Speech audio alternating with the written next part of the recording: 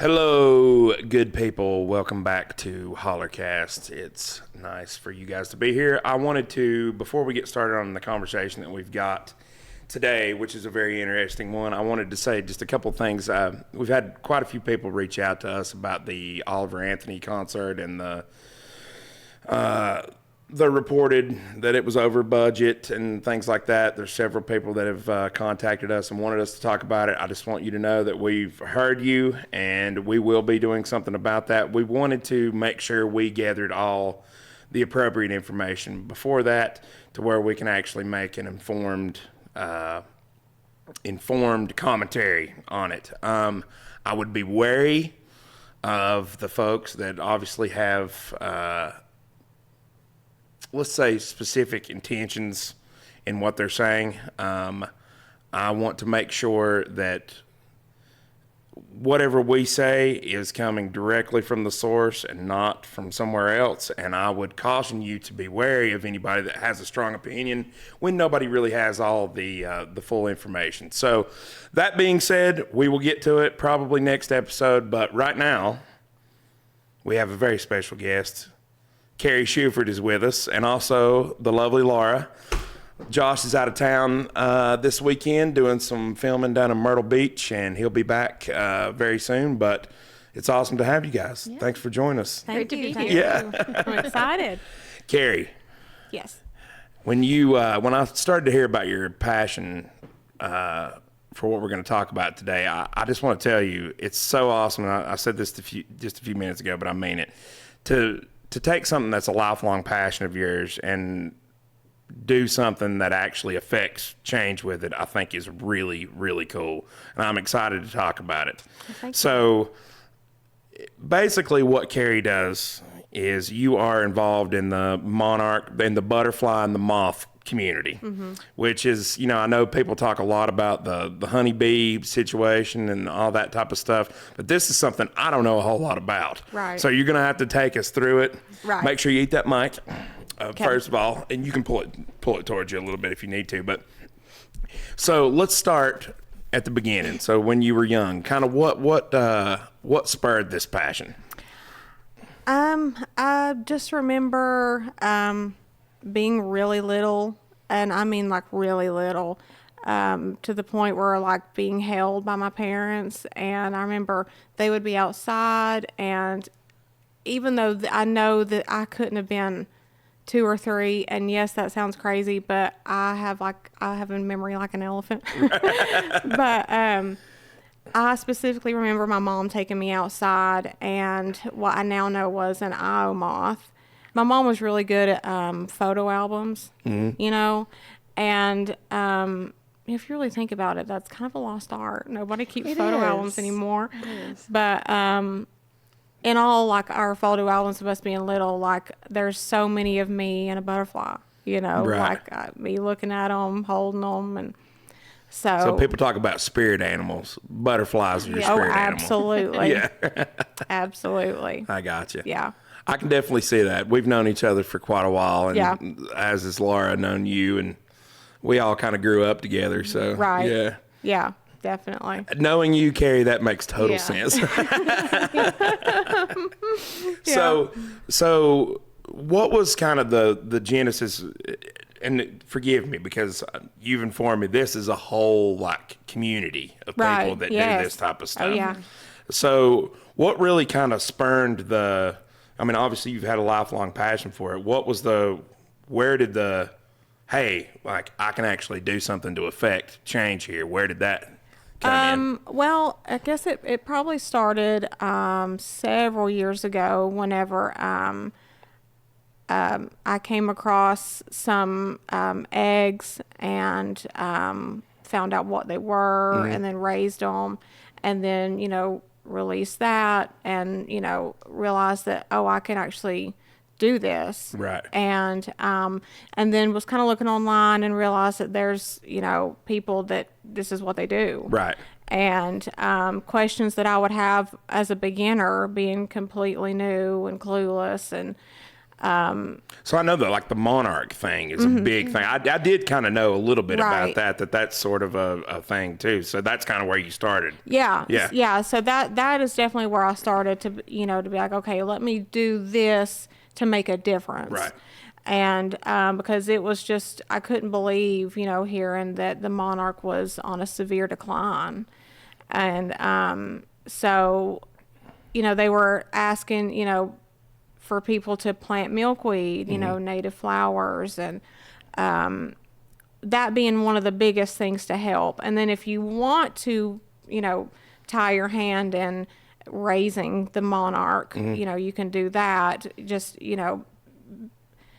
that comes with a lot of responsibility, Right. Yeah, I was going to ask you, and that's something we didn't get into earlier. Yeah. It's like when you first started in this, like, what do you have to do something like this? Because you were telling you tag them and all this kind of stuff, which I had no idea about. Yeah. So, I mean, you obviously have to have milkweed, number one, Right. because it only eats milkweed. That is the only thing that a monarch caterpillar Really? eats. That's the only thing they eat? Right. Now, the monarch butterfly, Right. it drinks the nectar from flowers. Right, and it's a pollinator just like Right. bees are, right? Right. Gotcha. So, but the caterpillar solely eats milkweed.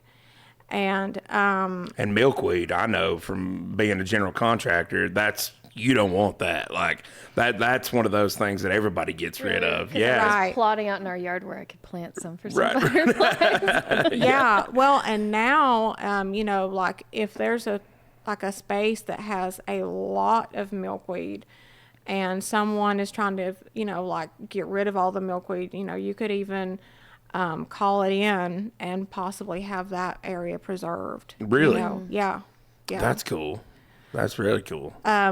But so you'll want to have, like when you are trying to raise the egg, that has to be in an airtight container because the egg and the caterpillar, when it first comes out, has to have a certain amount of humidity. Okay, gotcha. And then once it gets a little bigger, you can kind of venture into a mesh enclosure. Gotcha. So that's those like I know we got them one time for the kids. Those like tubular looking kind of things or whatever, right? Gotcha. Yeah. One thing that I do that is a lot cheaper and it's really the same thing almost is I just go to Walmart and get the laundry, like the laundry bags. Oh yeah, the laundry bags. Yeah. It's the same thing. Right. I mean, really. And it's, Right. it's going to be cheaper because it's not being advertised as a butterfly mesh. Right, right, exactly. I got you. So, and I really like that because it's got like 3 or 4 different zipper ends. Right, right, So, right. but yeah, I have a lot of those at the house. Yeah, because you're talking about this in like scale too. Like, Yeah. I mean, you're talking about releasing hundreds of these Right. things, so you got to have quite a few of them, right? Yeah. Because I mean, how many can you fit in one laundry bag?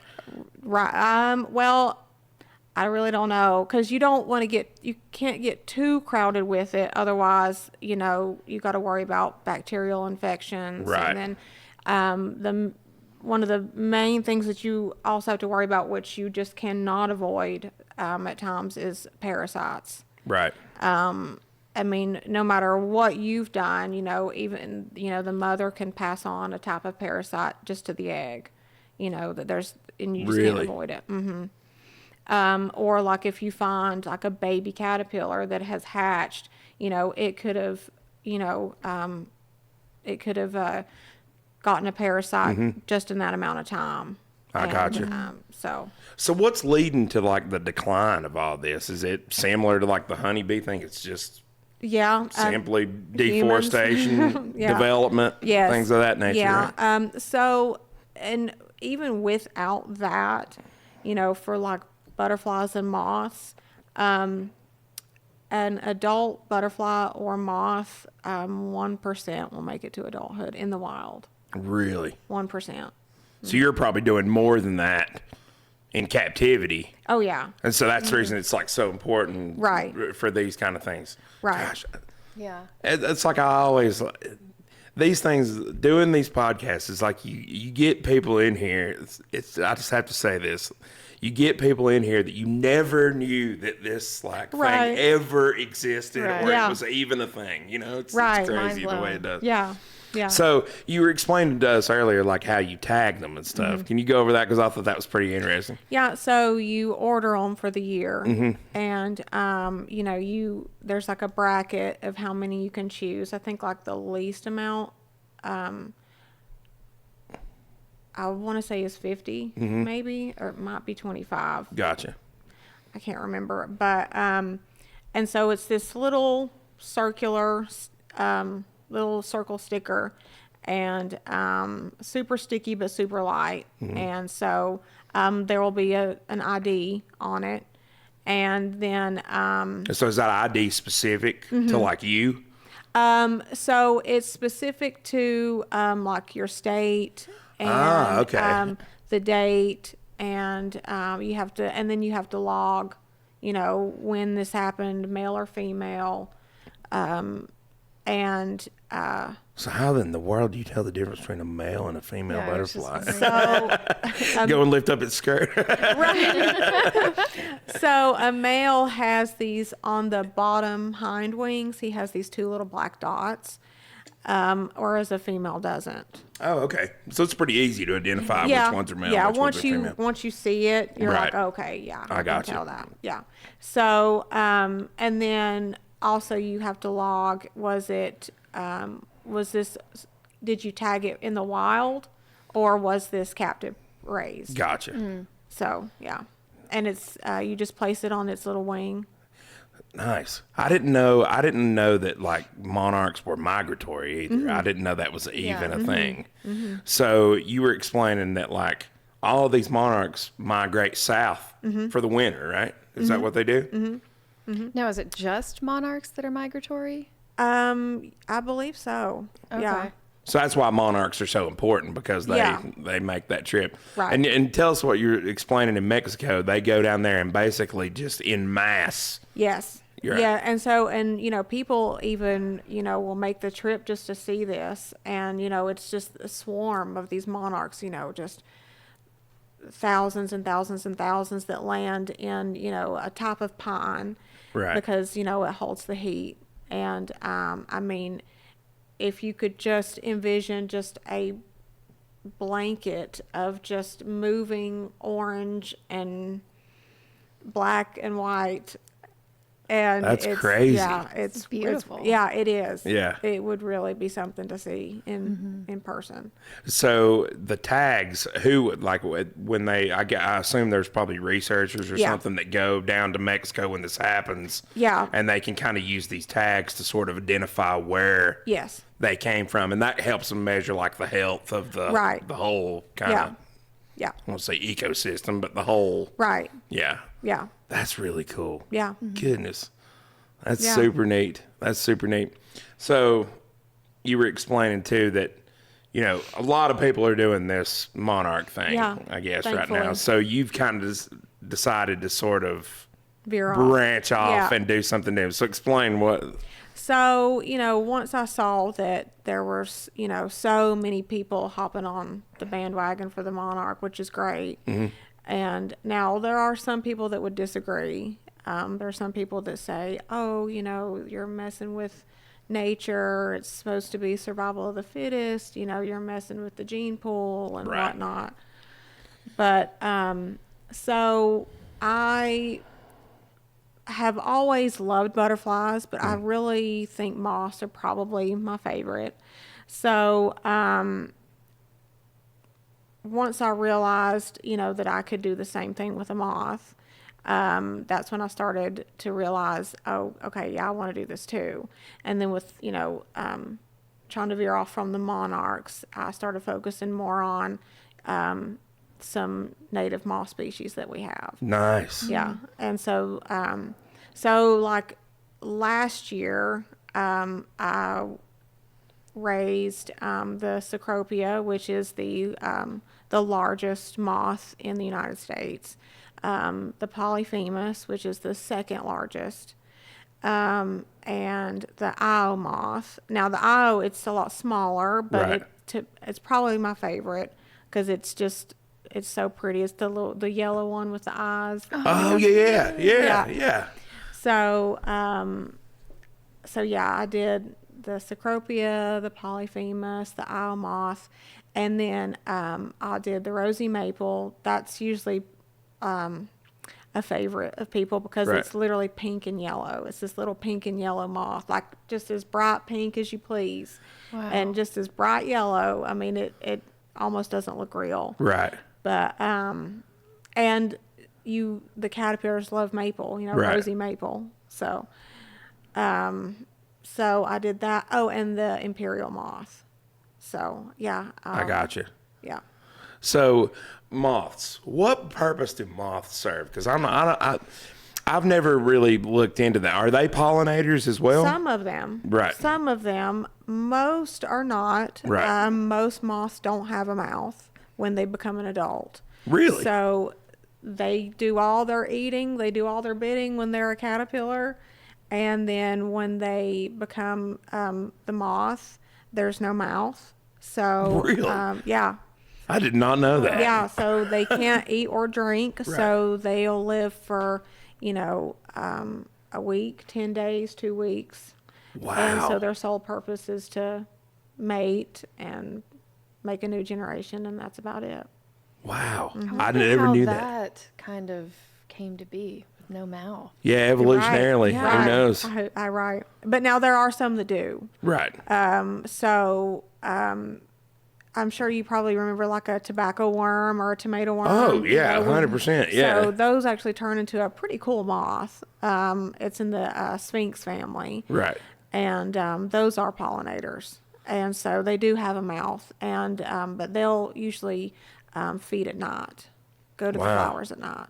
That's crazy. So you're explaining to me these Cecropia moths. I don't know that I've ever actually seen one of these because you said you've only ever really seen one in the wild, right? Right. Yeah. Explain to us that because that was pretty cool. That was one of the ones that, when I realized that was one of our, supposed to be one of our native moths. And, I was like, well, you don't even see them. Right. And I had only seen the one in Asheville when I lived there. And that was at a big gas station, Right. And so I was telling you about where we have the moth sheet, and that is something that I can kind of explain because it is really cool if you have kids. It is a lot of fun, and it's an easy setup. Right. And so, in my experience, all kids love it because, it's a cool thing to do at night and, especially in the summer. Oh, sure. So, even if you have a clothesline or, it doesn't have to be a clothesline. Like at my parents' house, the way we started was we hung a white sheet on the garage door, and where we had this big bright light above the garage. It worked. It worked. Right. So that's what attracted all the moths. But we have a pretty significant setup at the house now. I can imagine. It's funny because my husband and I we're talking about how we're kind of late on the game. We've got to get our lights for the moth sheet. Especially like a really strong black light. That really do it. So they love black lights. Yes. Why is it that moths are attracted to light? That's actually not known. Science do not. They have theories. One of them being that it has something to do with the moon. Okay. Yeah. So, but that's really not. So that's like a mystery of it is science. that is actually a mystery. Wow, that's cool. Yeah. So, but we, as I was saying, Colson and I, we'll go in the mornings to try to save any moth that might be left over because the birds catch on very quickly that you do this. Hey, this is feeding time over here. It's buffet time. Yeah. And so we'll try to go out there and, get them off the sheet and whatnot. And he was like, KK, you got to come see this. And behind the sheet where our wood pile was, and he was like, this is something really cool.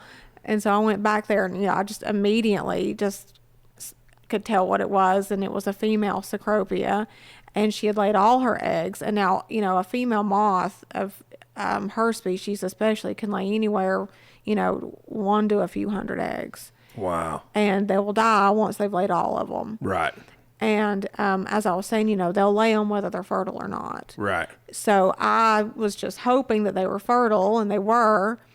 And so I was able to raise them, and I got 160 successfully out of it. So I was able to release 160 of them. Well, Wow. a little over 160. What did that So look like? It was amazing. I've got some really cool pictures. Yeah, you Yeah. got to send us some of those. 'Cause Yeah. we'll put them in for sure will, because yeah. that's got to be really cool. So you're talking these moths are Yeah. the size of a bird. Oh pretty yeah. much. Oh yeah. Wow. Yeah. If you do put up a sheet, or even if you happen to see one at night, you'll hear it coming. Really? Yeah. Wow. That's Oh yeah. why. So how big is the caterpillar? It's huge. I mean, it's like, Really? yeah. And Jeez. so the way where I've been doing this for so long now, the best method to raise the caterpillars, the way I do it, is called sleeving. So you find like their host plant. So for example, like the Cecropia, and they'll have several ones, you Right. know. So one of them being maple, and we have a few maple trees in our yard. So once the caterpillars get to a little bigger size, then we can put them out on the maple tree, but get like what's called a sleeve, which you can make a sleeve out of like a mosquito net. Right. So once we realized like how many we were going to be doing and Right. how big they get, we got like a huge mosquito net. And so you sleeve around several branches of the tree, and that protects them from birds and predators. things. Now, 'Cause that's got to be a heck of a meal for a bird. Oh, yeah. to get 'em Yes. Yeah, that's like like a a big full week's Twinkie. meal for a bird. right, Yeah. right, and these things they're crazy looking. I mean, Right. like when you see them, to me it looks like something like you would see in the rainforest or something. Mm-hmm. It's like it doesn't look like it would be something around here. Right. And again, even though it's supposed to be a native species, until I started raising them, I'd never seen the caterpillar Well, before. like that's really the thing too. Is it, we talked about like they love pine trees. Like you think about all the hemlocks that are gone. You think about the what was the tree, the big tree that we had here? Which one? Like the really big ones, the ones where you see the pictures of back in the day when they were cutting them down. Oh. No, not the ones that were here. The wormy chestnut. Oh, yeah, the American chestnut, chestnut. yeah. Yeah, God, sorry, I Yeah. couldn't. It's COVID, fuck. right. But yeah, you think about those type of things, like all of the native species that we've lost. Right. And like I know from like talking to people that are into the whole like arborist thing and all this, like even Brandon Ray, like he's all of these trees that we've lost over the years, because the most notable ones are probably the chestnut and the hemlock, which is like the hemlock tree to me is like that's how I know I'm home. Like Right. Exactly. you know what I mean? Yeah. You think about all this stuff, and okay, you're losing all of these trees and all of this like ecosystem for these kind of things. Yeah. And how many species like has that negatively affected? A lot. It's something to as our world expands and gets bigger, and the world now that we live in now seems so small.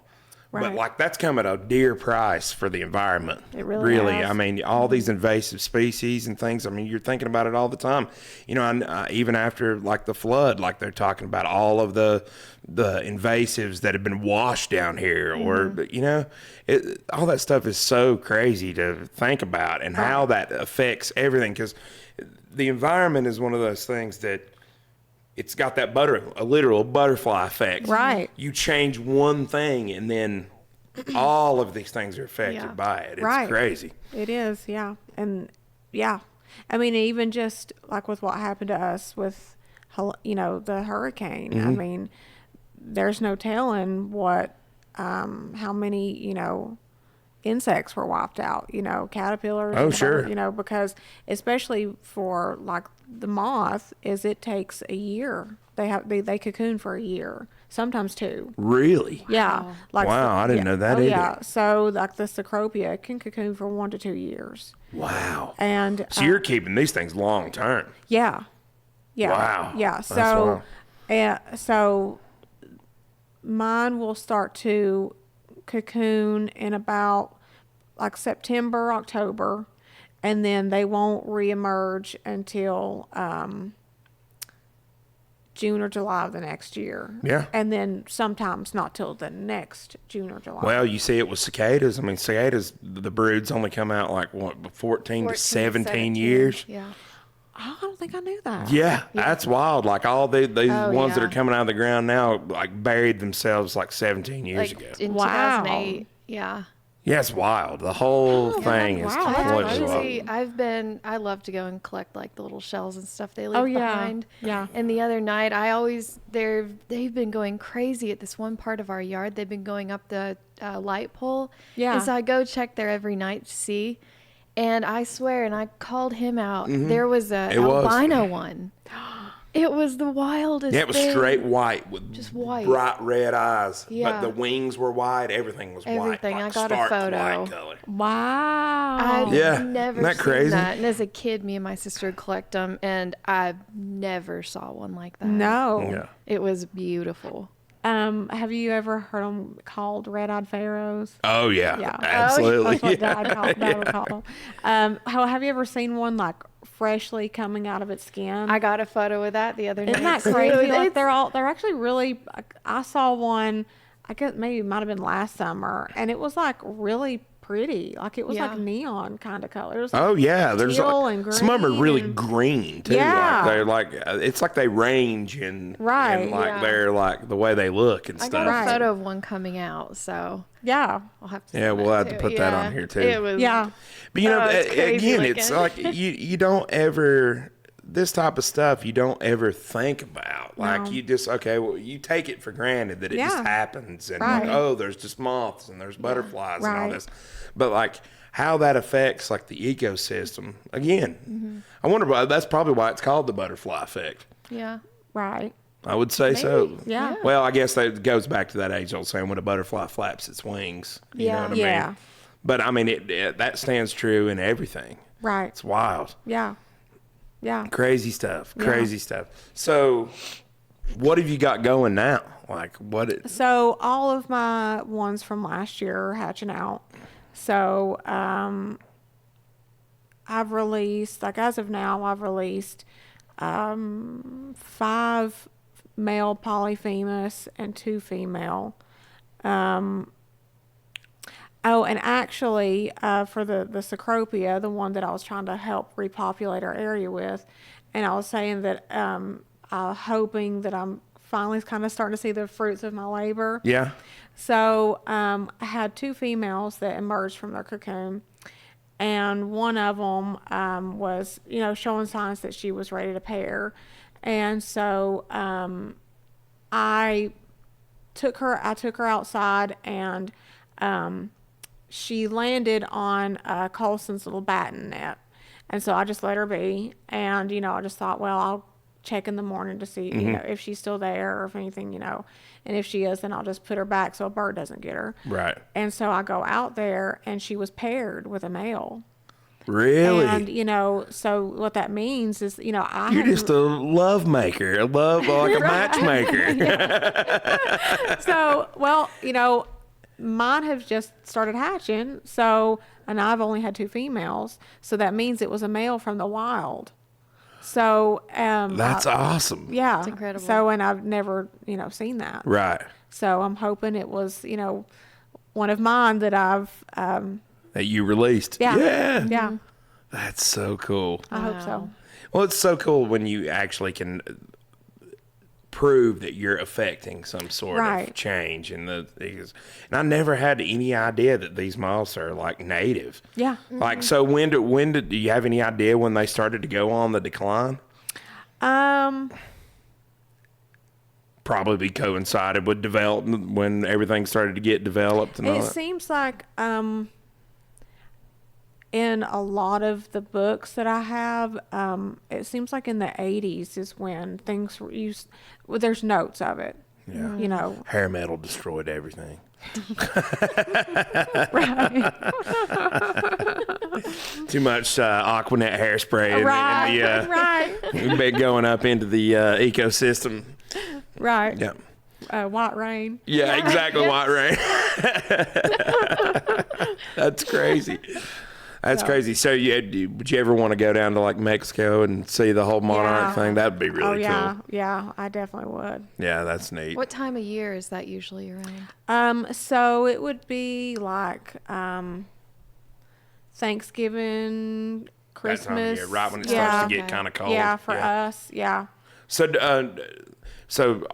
basically, all moth species pretty much just have a pretty short lifespan, right? Yeah. So they're not migratory or anything like that. Not that I know of. Yeah. Are there any sort of other butterflies that migrate like that? Or is the monarch sort of specific? I know the monarch is specific, but I'm not sure if there's any more that are migratory. Right. There could possibly. I don't want to say no, Right. you know, but none that are as significant. Right. You know. Gotcha. So you were talking about you're going to try to take this into schools and stuff, and Yeah.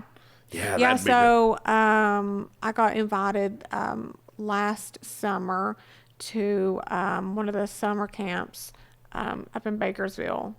And so we got to go up there and talk to kids. And I brought a couple enclosures so that they could see. I brought one of the caterpillar and then one that had a moth so they could see them. right. And they were so cool. You know, they were just the best kids. And they were, you know, just so inquisitive. And That's awesome. Yeah, Well, you got to get them young. You know what I mean? right. Yeah. I mean, it's important to teach kids about stuff like this because, you know, if it lives and dies with us, Exactly. then what's it really worth? You know? Right. Yeah. Right. Harper's Well- taken up a fascination with moths, so I told her we were coming Oh, here really? today, and she was Oh. very excited. Yeah. Yeah. Yeah. Yeah, we'll have to bring her out sometime. That'd be Yeah, cool. Yeah. definitely.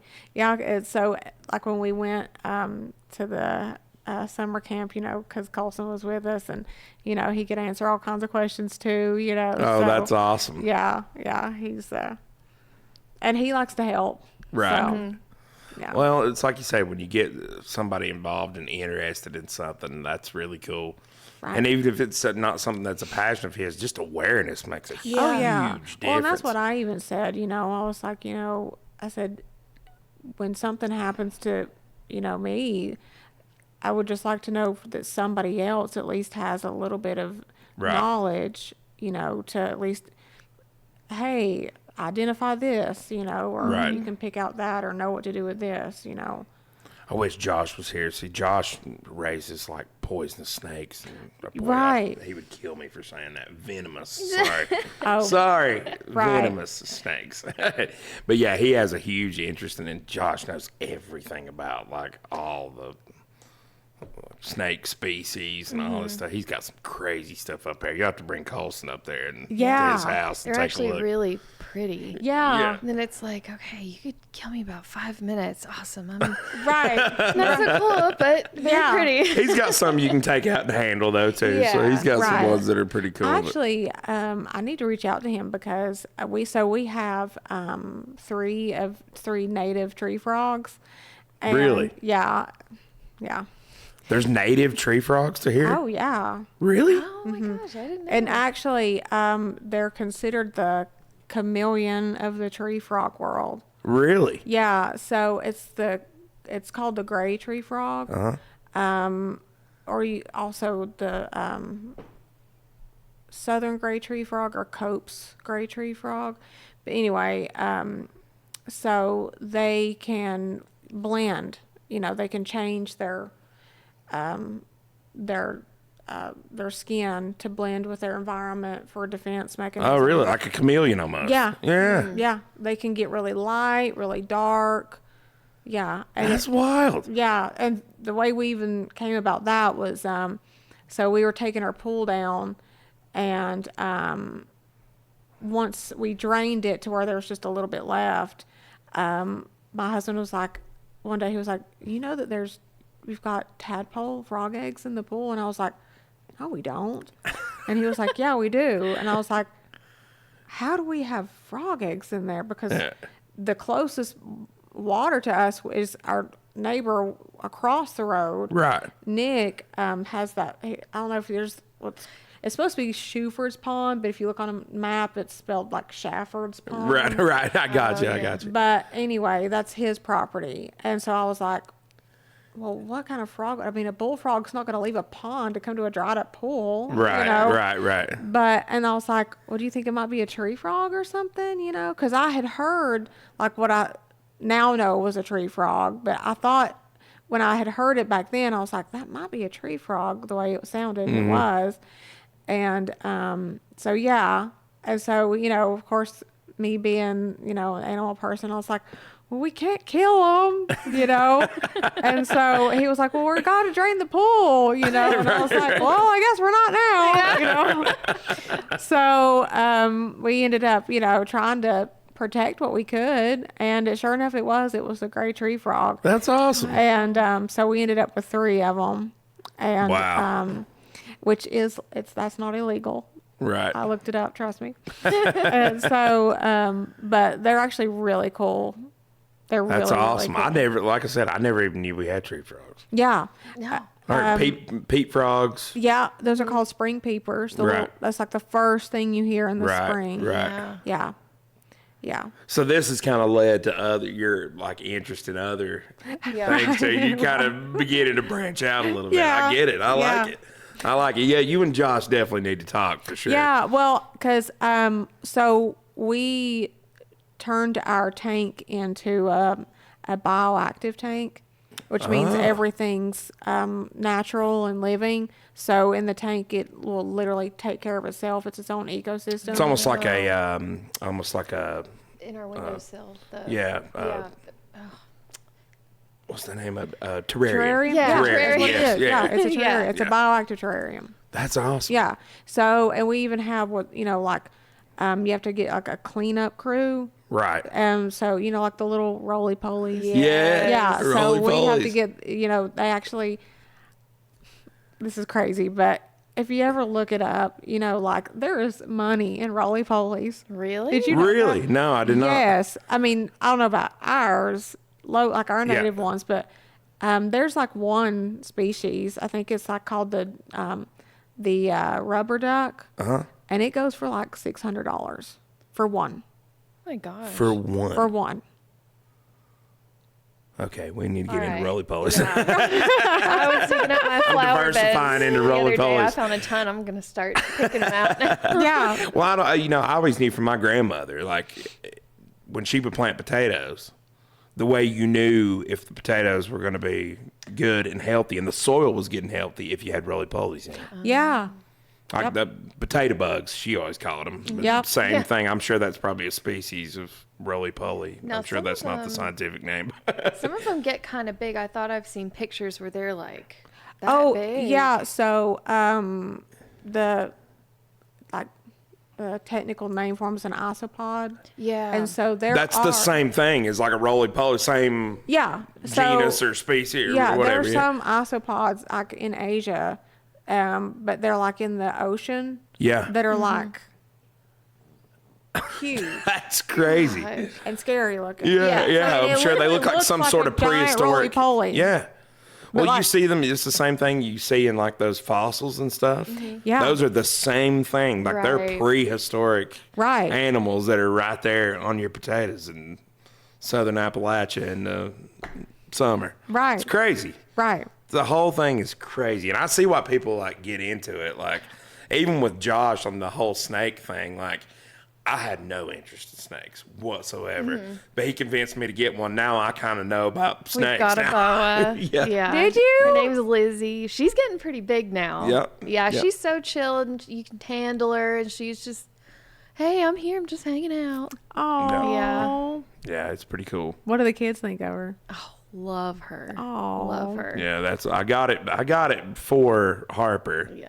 But Dakota's really in He's love with into it. I Lizzie. knew he was Yeah. going to be the caregiver. I Takes had no care idea of her. you guys Yeah. had a snake. That's awesome. Yeah, it's pretty cool. It's pretty cool. Josh conned me into it. So Right. I was like, what do you mean? And then I met her, I saw her, I was like, this snake is so chill. Oh, Yeah. wow. That's awesome. Well, that's what I was saying is like, so since we went bioactive, I have all this like reptile stuff that like I never used. Right. And so I was like, well, I don't know who I could, and I was like, well, I wonder if Josh could take me. Oh, Josh will get rid of it. Yeah, he's involved in that whole community. And that's another thing that's like crazy about all this stuff is you don't realize when you get into it, there's whole communities of people that do this type of stuff. So if somebody was to want to get into like the whole butterfly and moth thing, where I'm sure there's some sort of Yeah. society or something. Oh, that- yeah. that- You just yeah. go, I mean, you can just go on Facebook and just, there's hundreds of different ones. Right. And then Yeah. there's even ones for like, native and local.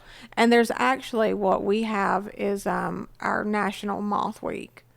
Oh, And okay. it's in July. Now every year the week is different. Okay. So it's not like necessarily the same week every year. Right, because they do it to coincide with like moths coming out or something That like I think that. it's the moon and something like Okay, that. gotcha. But it's supposed to be like when, from my understanding, like when they're going to be their peak of like active. So are moths more active like when the moon's full? Yes. Yeah. Okay, so that's the reason they theorize it has something to do with the That- moon, their yeah. attraction to light. Right. I got you. I follow you. I follow you. Yeah. Yeah. And also one thing that I've definitely noticed is like if you have like especially a summer night where it's rained a lot and then it quits, like for some reason like that's always a really good moth night. So myths about moths. Right. Can moths not get wet? Is that a thing? I see. I've always heard that. What I was always told when I was, oh yeah, I've heard this that like heard that. that they have like a powder on their wings that if it gets wet or something or like you that. can't that touch it because the oils from your fingers will Well, now rub that off is and it true. needs Okay. it. So, yeah, the oils from your fingers actually will cause, their little scales to come off on your fingers. Now they do have some type of like water retardant, I gotcha. Yeah. but I mean, ultimately after so long, they are going to get wet. Right. I got you. Yeah. See, that's what I always said. Don't touch them Yeah. and don't get them wet. That was like always the thing for some reason. Well, technically it's not wrong. Right. Yeah. I got you. Yeah. So you said they have scales. Yeah. It's so technically like what makes up their little patterns and their colors is scales. Are all of them unique? Yeah. Like, is every moth unique in its pattern? Kind of like a snowflake. Yeah. I was just thinking that. That's a good question. Yeah. Possibly. I don't know. Possibly. Yeah. Probably at least a little bit of a variation. But one thing I know is that like how the colors and the designs it all has something to do with like the reflection of light. Really? Yeah. Oh. Yeah. So I guess it's like a protection mechanism for them or something like Yeah. that. Yeah. That's crazy. But you think about like how all these things like affect it, even though like moths only live for a couple weeks. Like, what if moths were to go away? What happens to the birds? Because that's what the birds are eating. Right. Like, if you again the butterfly effect, Yeah. Right. one little thing can affect so much. Right. It's crazy. Right. So if somebody was to want to get in contact with you to like talk about this or for like a summer camp or school or something like this, where could they reach out to you for? So they could just reach out to me on like my Instagram or Facebook, which like I said, we are actually making one specifically for this. Gotcha. And so that'll be moths are nocturnal butterflies. Nice. Yeah. Yeah, I like that. So, but for right now, you could just reach out to my personal, which is so on Facebook, it's just Kari. Yeah, and we'll put all your Yeah. information down below if somebody was to want to get in touch Yeah. with you. This Which- is so fascinating. Yeah. Crazy. Yeah. Crazy I had no stuff. idea about our areas like species. Right. I know. It's so cool. I got to see one of these in Yeah. firsthand too. Yeah. One thing I would be so cool if like, it'd be so cool if like, well, I don't know where we would do it, but like if there could be a night where like the town or I don't know would recognize to like put up a moth sheet or something. Yeah. You know, and like whoever wanted to join, like bring their kids. That would and be so stuff. cool. Yeah. Well, hey, we're doing a Hellbender festival. So Yeah. why not something with the moss? That would be really Right. cool. Yeah.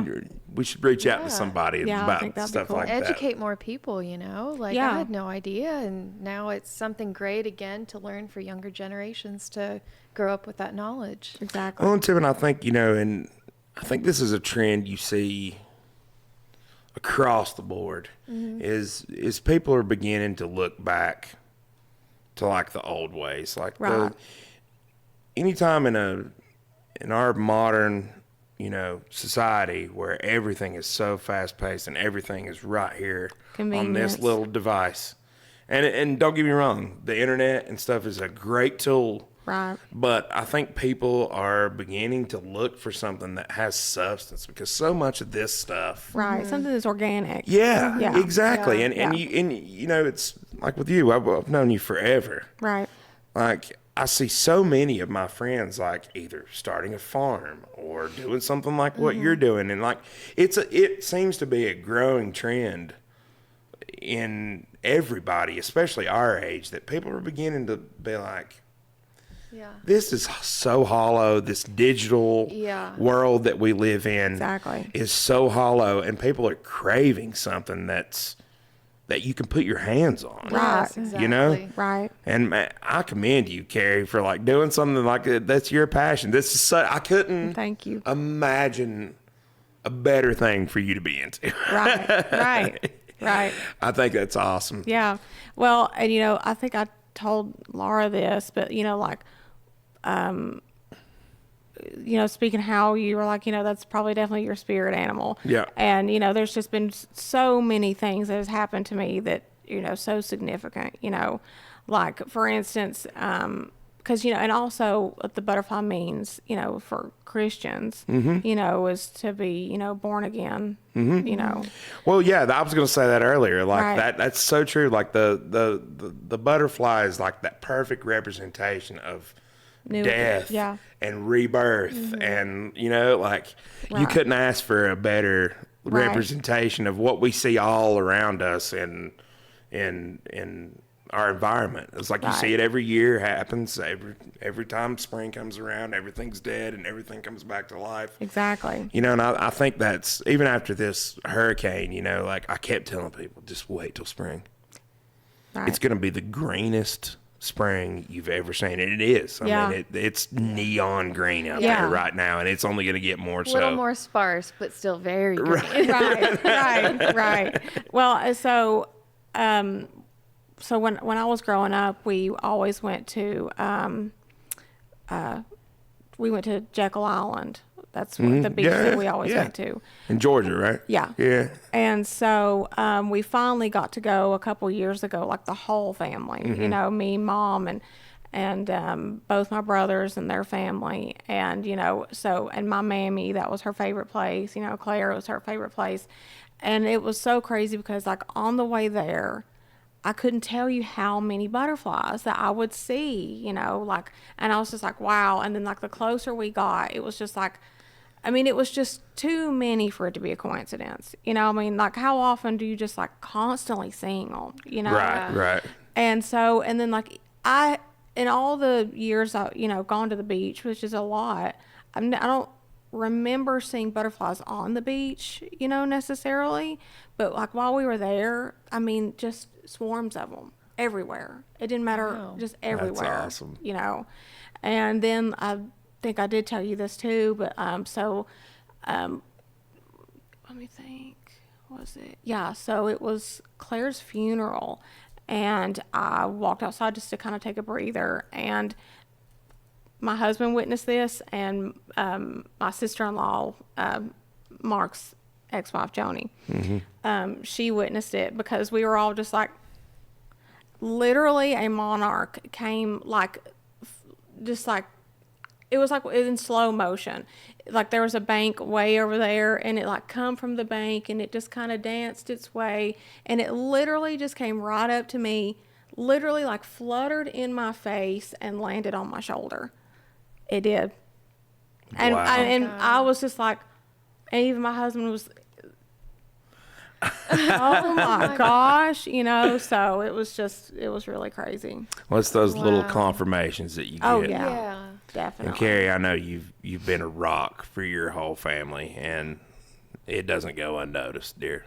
Oh, It really well, doesn't. thank you. I appreciate that. I know you've been there through thick and thin, and gosh, your sister, I think about her all the time. We literally were just we've kind of been redoing some things at the house, and I still had her picture up on our mirror, and I know what you've been through, and I know it's not been easy, and I commend you for everything you've done. You've really been a rock, and sounds like this is something that really kind of hits Oh yeah. more than just surface deep. It's heart deep. Oh yeah. Yeah. Yeah. It definitely. I mean, it's probably a form of therapy. Probably, you know. Hey, can see it's the it, best yeah. kind of therapy, Right. nature. Yeah. Right. Exactly. I know every Put time. your hands on it, you know, it's Yep. there Right. physically in front of you, you know. I know every time, we look so forward like to the spring and the summer and getting out and getting in Yes. nature, because I'm telling you, there's something about it that it's healing.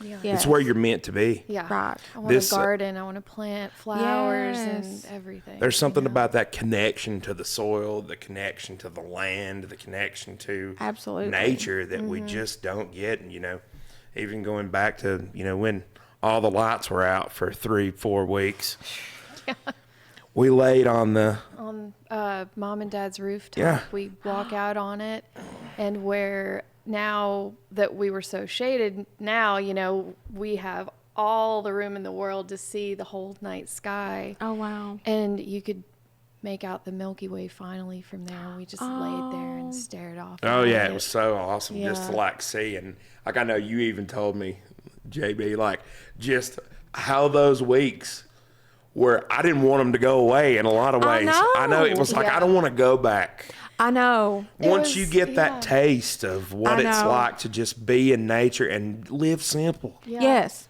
You know, and I think we leaving all out, learned I'm that. not here, and it's like, well, you can't call. You don't know where anyone is. You just kind of show up Yeah. and see who you happen to see. Exactly. And like living in the 90s communicate again. through- I yeah, know. communicate like face to face. Yeah.